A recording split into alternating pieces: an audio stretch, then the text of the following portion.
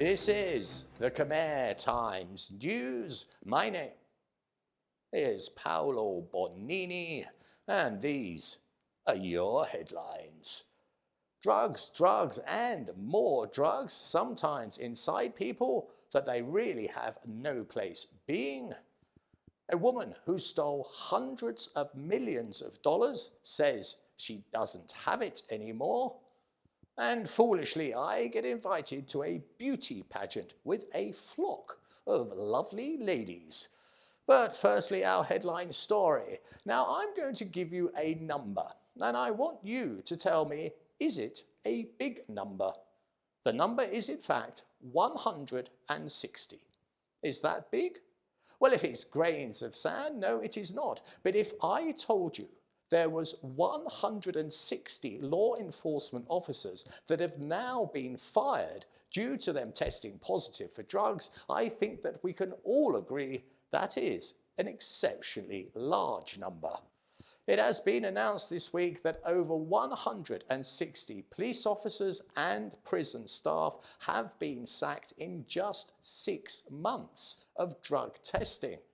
And there may be more, as the testing is to continue.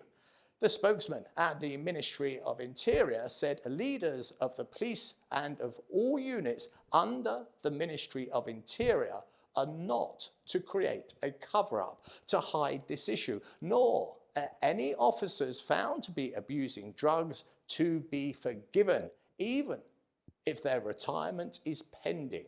They are all to be dealt with severely. And that is most welcome news, as how can you have the poachers playing the part of the game wardens? How can someone who is using drugs possibly help in their eradication from society? But the question is, how bad is the drug problem?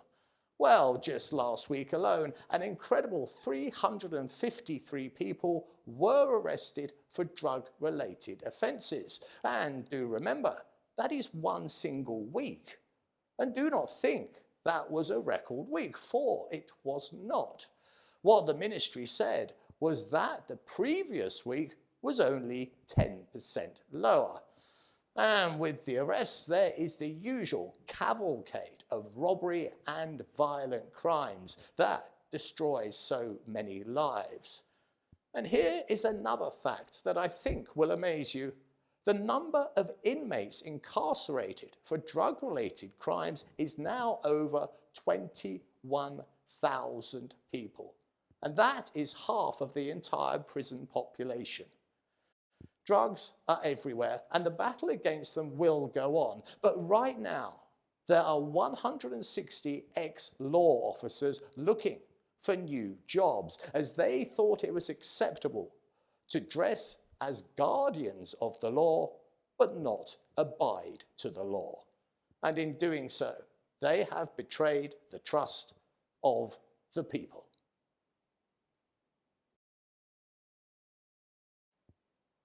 On this week's more light-hearted crime desk, a woman claims her mountain of stolen money has disappeared.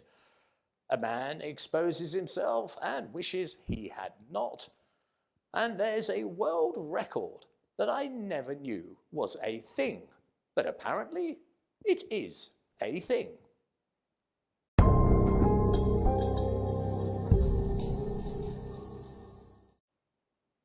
Firstly, a follow-up on the story we covered last week on the property investor who scammed 6,000 people out of their money with what was fundamentally a Ponzi scheme. She promised ridiculously high returns on investments with her brilliant city land project, a project that was little more than a castle in the clouds. Well, the latest reports say that Mrs. Channa has now been arrested, but much, much more interestingly, it has now been disclosed how much money she has thought to have stolen from her Siem Reap land deal.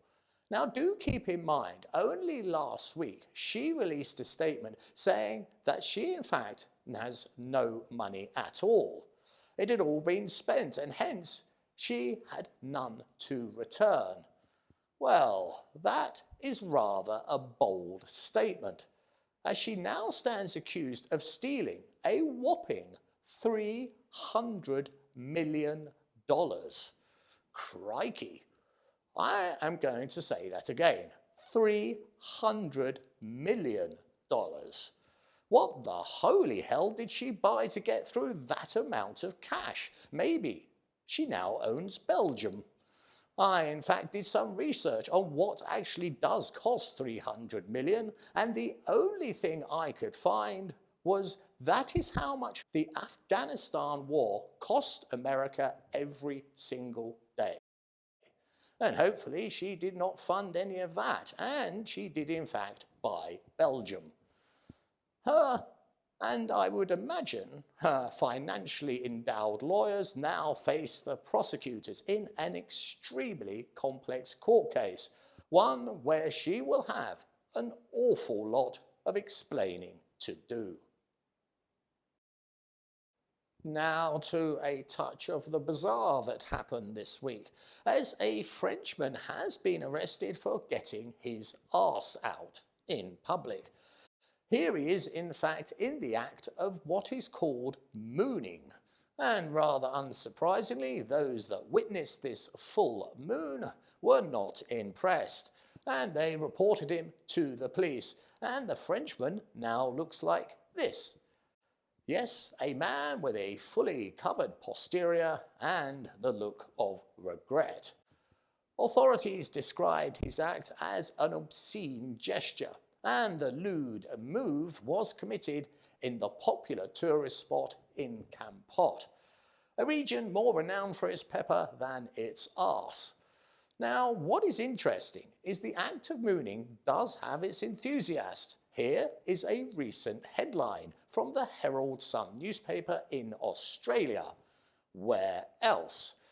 Where mooners are lobbying not to ban what they see as a sport.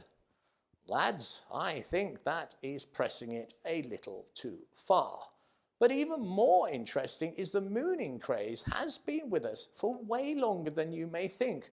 For Samuel Pepys, the London diarist of the Victorian era, complained bitterly that of an evening when accompanying the ambassador of France in a royal carriage, he was deeply embarrassed, as on every single street an Englishman would bare his arse. So this cheeky Frenchman committed a crime that in England was once a national pastime. But what this particular Frenchman has now learnt is what was acceptable in the past is not acceptable anymore. And we finish this week's Crime Desk with the crime of being too good at something. Yes, I am levering this story in only because it made me smile. So what is it that a group of people are so damn good at that they entered the Guinness Book of World Records? Well, let me see if you can guess. On the screen is an image of all the participants together. As you can see, there is quite the motley crew of them. But to make it fairer, I will zoom in. And then you let me know what they are so damn good at that they set this new world record. Well, would you ever have guessed it would be this? Cambodia sets Guinness World Record for most pairs performing bridal carries simultaneously. I will let that sink in for a moment, as the brain does need time to calculate that sentence. Now, who would have ever guessed there would be such a world record? And I am sure you are as amazed as I am. For it turns out that the actual record quoted is the most pairs of princesses or brides carried simultaneously. Okay, that in fact did not make it any clearer, but ho-hum. The Guinness official said, with a straight face, that a total of 245 couples took part in the record attempt, and all 245 men managed to hoist their ladies aloft and hold them simultaneously to win this award. Now, I don't know about you, but I'm off to see if I can set a record myself for a newsman who ended a news report with the most amount of winks. Sorry, that, in fact, looks creepy. Now, let me tell you, there is 2 places you don't ever want to leave me all by myself. One is in a Western wear store, as I have a severe fetish for cowboy boots. Here on the screen is just some of my collection. Quite simply, my boot addiction is getting out of hand. And the other place you should never leave me alone is with absurdly beautiful women, because I am a cad, a bounder, and a rogue. So imagine my surprise when I was invited to the Angkor Palace Resort for the Miss Universal Woman contest, hosting a bevy of delicious ladies from all around the world. So off I trotted, and this is how I got on. Now this extraordinary tale begins with me meeting this staggeringly good-looking lady, Shafina Shah, purely by chance next to a swimming pool in a posh hotel.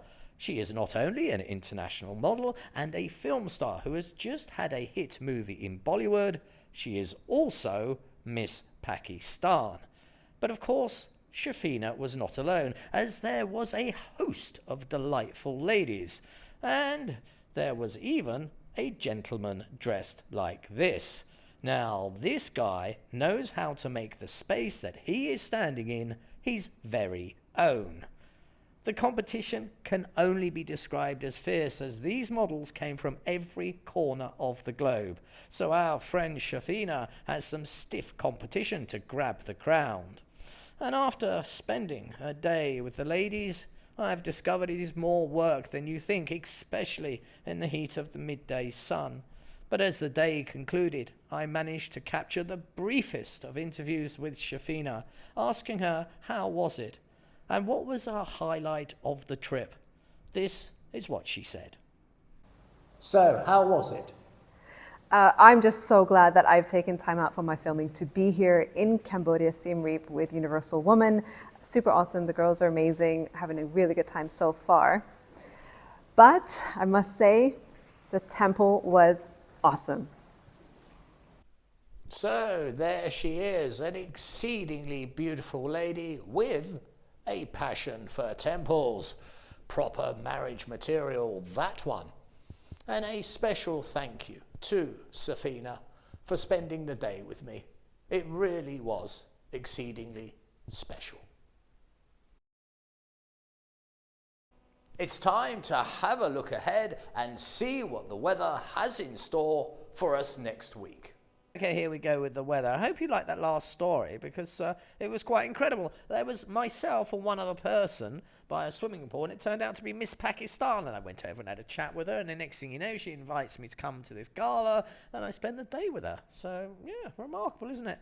You never know what's going to happen next in this world. So, to the weather, 36 degrees plus. Lordy lorks, that is hitting the... Oh, do you know what? It's just fallen off the screen. I am so disorganised with the weather. Hold on, I'm trying to get it back. Right, there it is. Pause. Right, okay.